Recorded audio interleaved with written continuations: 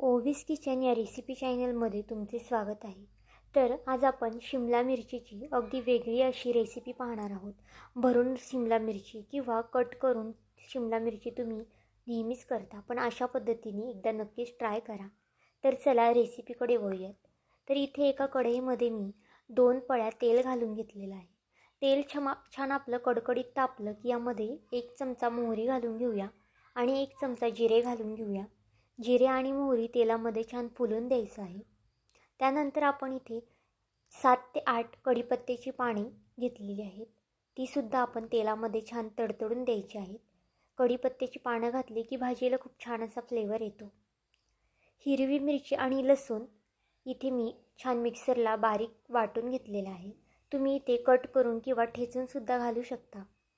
आता आपण इथे तेलामध्ये छान फ्राय करून घ्यायचं आहे. लसणाचा कच्चापणा जास्तोपर्यंत इथे मी तेलामध्ये छान फ्राय करून घेणार आहे. तर इथे 1 मिनिटभर मी लसूण आणि मिरची छान तेलामध्ये फ्राय करून घेतली आहे. तर एक लहान आकाराचा बारीक कांदा कट करून घेतलेला आहे. कांदा इथे आपल्याला तेलामध्ये छान गोल्डन ब्राऊन कलर येतोपर्यंत फ्राय करून घ्यायचा आहे. तर बघा 1 मिनिट कांदा मी इथे छान फ्राय करून घेतलेला आहे. ही भाजी तुम्ही डब्यासाठी किंवा कोणी पाहुणे येणार असेल किंवा सणासुदीला देखील बनवू शकता. खूपच चविष्ट आणि झटपट तयार होते. तर बघा इथे चवीनुसार मीठ देखील टाकलेलं आहे आणि अर्धा चमचा हळद घालून घेतलेली आहे. थोडीशी कोथिंबीर घालून घेतलेली आहे फोडणीला. आता हे छान मिक्स करून घेऊया आपण.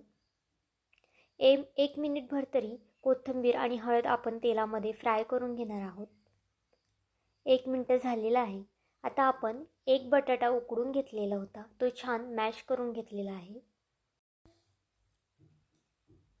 तर बघा बटाटा छान मिक्स करून घ्यायचा आहे मसाल्यामध्ये. जास्त देखील आपल्याला ही भाजी शिजवायची नाही, कारण की पुढे देखील ही भाजी आपली छान शिजणार आहे अजून. तर 1 मिनिटभर फक्त मी हा बटाटा मिक्स करून घेतलेला आहे. तर आता आपण पुढच्या रेसिपीकडे वळूयात. तर इथे मी ढोबळी घेतलेली आहे. ढोबळी छान स्वच्छ धुवून घेतलेली आहे आणि पुसून घेतलेली आहे. तर अशा पद्धतीने आपल्याला ढोबळीतला मधला भाग काढून घ्यायचा आहे.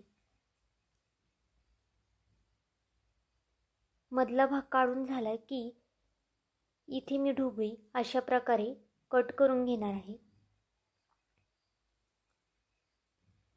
अशी भाजी केली की दिसायला देखील खूप छान लागते आणि खायला तर खूपच चविष्ट लागते. तर बघा सगळ्या ढोबळ्या मी इथे अशाच पद्धतीने कट करून घेणार आहे. तर सर्व ढोबळी मी इथे कट करून घेतलेली आहे. तुमच्याकडे जर जास्त माणसं असेल तर तुम्ही 5-6 ढोबळ्यांचा वापर देखील करू शकता. तर इथे मी 2 किंवा 3 ढोबळीचा वापर केलेला आहे. आता जी बटाट्याची भाजी होती ती आपण यामध्ये भरून घेऊया. मस्त अशी बारीक आणि दाबून भरायची आहे. दाबून भरली की मसाला आपल्या ढोबळीतून सेपरेट होत नाही आणि घट्ट असा मसाला बसला जातो. तर इथे मी एक एक करून व्यवस्थित अशी ढोबळी भरून घेणार आहे. जर इथपर्यंत तुम्ही व्हिडिओ पाहिला असेल तर व्हिडिओला एक लाईक आणि सबस्क्राईब करायला विसरू नका. इथे आपण सर्व ढोबळी अशा पद्धतीने घट्ट अशी दाबून भरून झालेली आहे आपली. आता एका पॅनमध्ये थोडंसं तेल टाकून ही ढोबळी मी व्यवस्थित अशी ठेवून घेतलेली आहे. झाकण ठेवून 2 ते 3 मिनटं आपल्याला ढोबळी छान शिजून द्यायची आहे. बटाट्याची भाजी तर आपली शिजलेलीच आहे, फक्त आपल्याला इथे ढोबळी छान शिजून घ्यायची आहे.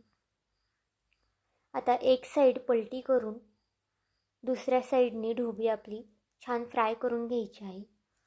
खूपच छान रंग देखील आपल्याला आपल्या भाजीला आलेला आहे. अशाच प्रकारे सर्व ढोबळी आता मी पलटून घेते. लहान मुलं जर ढोबळीची भाजी खात नसेल तर तुम्ही अशा पद्धतीने त्यांना बनवून देऊ शकता. नक्कीच आवडीने खातील ती भाजी. तर ही दुसरी साईड देखील आपण 5 मिनिटं झाकण ठेवून शिजून देणार आहे. तर बघा दुसरी साईड देखील आपली छान फ्राय झालेली आहे आणि ढोबळीसुद्धा व्यवस्थित अशी शिजलेली आहे. तर आजची रेसिपी तुम्हाला कशी वाटली मला हे कमेंट करून नक्की सांगा आणि चॅनलवरती कोणी नवीन असेल तर सबस्क्राईब करायला विसरू नका.